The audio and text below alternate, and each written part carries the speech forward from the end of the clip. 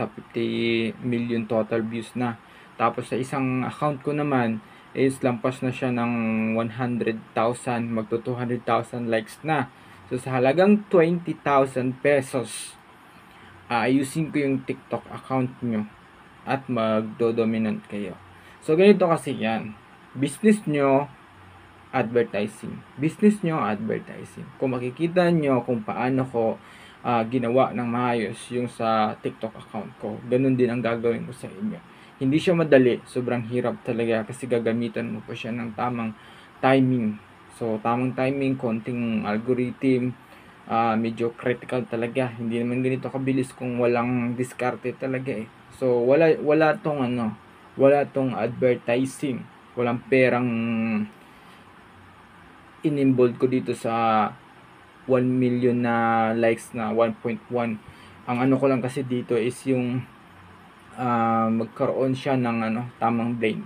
So isa ganito kasi papakita ko sa inyo na syempre. Ayan, 1.1 million tapos 31,000 followers. Sobrang sobra na talaga. Tapos sa isang account ko naman, yun din yun. Kasi yung, syempre, kaka-start ko siya. So, tamang-tamang formula, tama-tama talaga yung setup talaga. So, eto, ayan. Mag 200,000 likes na. So, sa loob lang ng 1 week.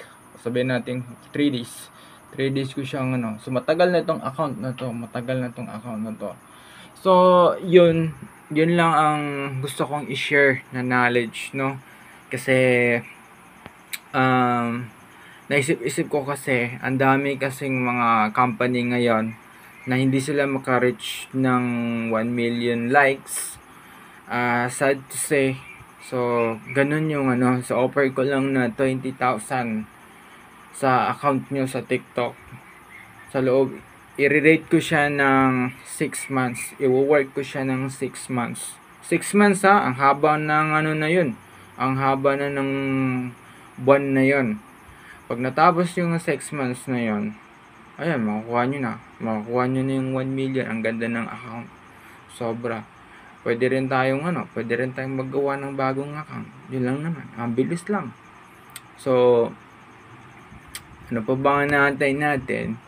Mag-comment na, mag-inbox na sa account ko kung sinong interesado. Kasi nga, opportunity, kailangan kasi natin din na magkaroon din tama na account na million din ang views at million ang likes. Siyempre, saya naman sa pakiramdam na papunta ka ng 100,000, 200,000, 300,000, 400,000 and half million likes and then 1 million likes. Siyempre, ang sarap sa pakiramdam nun.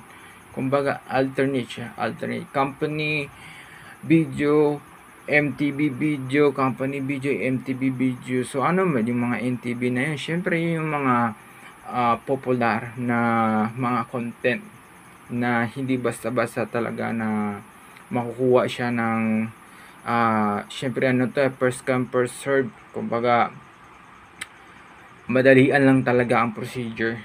Pero siyempre, ang pinag-uusapan natin dito is 1 million likes. Yun lang, million likes. Siyempre, napakalaking offer, napakaganda. So, ano pang inaantay nyo? Is a big thank you. Yan, it's a big thank you. Magpapasalamat ako kay Lord dahil binigyan niya ako ng bagong product at bagong opportunity. Well, thank you Lord.